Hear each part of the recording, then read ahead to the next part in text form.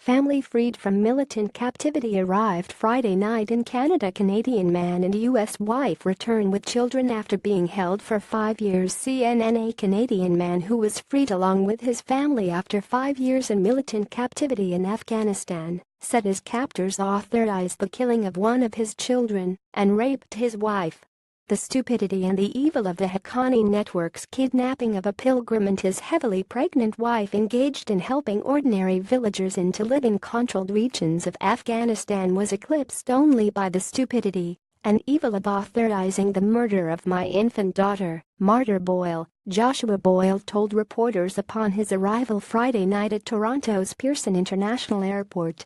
He said his goal now is to build a secure sanctuary for our 3 surviving children to call a home and try to regain some portion of the childhood that they have lost. His captors' actions were in retaliation for his repeated refusal to accept an offer from them, he said, without yet providing details on what the offer was. Boyle, his American wife, Caitlin Coleman, and their 3 children were freed Thursday in a mission that Pakistani forces carried out based on intelligence from U.S. authorities. CNN affiliate CTV reported that Boyle and his family were expected to return to his hometown of Smiths Falls, Ontario, with his parents. We join the Boyle family in rejoicing over the long-awaited return to Canada of their loved ones, the Canadian government said Friday.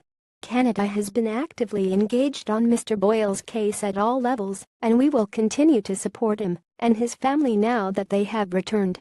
The couple was held for 5 years by the Taliban-affiliated Haqqani network in Afghanistan after their kidnapping in 2012. Coleman was pregnant at the time of their kidnapping, and all their children were born while they were in captivity. Boyle did not say whether the militants killed the child, only that his captors were responsible for authorizing the murder of his infant daughter. Sources close to the family said Boyle alluded to at least one forced abortion while in captivity. Boyle said his wife was raped by a guard who was assisted by his superiors, and he asked Afghan authorities to bring them to justice.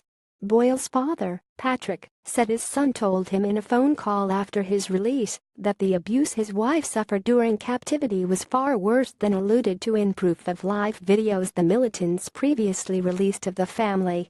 I certainly do not intend to allow a brutal and sacrilegious gang of criminal miscreants to dictate the future direction of my family, nor to weaken my family's commitment to do the right thing, no matter the cost, Boyle said. The Canadian said he had been in Afghanistan helping the most neglected minority group in the world, those ordinary villagers that live deep inside Taliban-controlled Afghanistan, where no NGO, no aid worker, and no government has ever successfully been able to bring the necessary help. A senior official had said Boyle refused to board an American military plane on Thursday over concerns he could face arrest. Boyle said his family had been delayed due to a medical emergency surrounding one of his children. I assure you, I have never refused to board any mode of transportation that would bring me closer to home, closer to Canada and back with my family, he said. Boyle was previously married to the sister of Omar Khadr, a Canadian imprisoned for 10 years at the U.S. detention facility at Guantanamo Bay, Cuba, after fighting U.S. troops in Afghanistan. The U.S. official said there were some questions surrounding Boyle's past, but the Department of Justice said he did not face arrest. Coleman and Boyle are not charged with any federal crime, and, as such, we do not seek their arrest, spokesman Win Hornbuckle said. We are living a miracle for the family's arrival in Canada, Patrick Boyle told CNN his son had described the rescue mission during a phone call. The 5 of them were in the back of a car, being transferred and a car being stopped, surrounded by, Josh described, 35 Pakistani army officials, Patrick Boyle said. A firefight breaks out that all 5 captors had been killed by the Pakistani army, and all 5 of our Boyles are safe and okay. Josh said he was hit with some shrapnel, and our governments have confirmed that he was damaged in the leg. That's all we know right now about that. Patrick Boyle said the sudden turn of events was nothing short of miraculous. Kate, in her last video, said if all 5 of them make it out, it's going to be a miracle, he said. And we're living a miracle.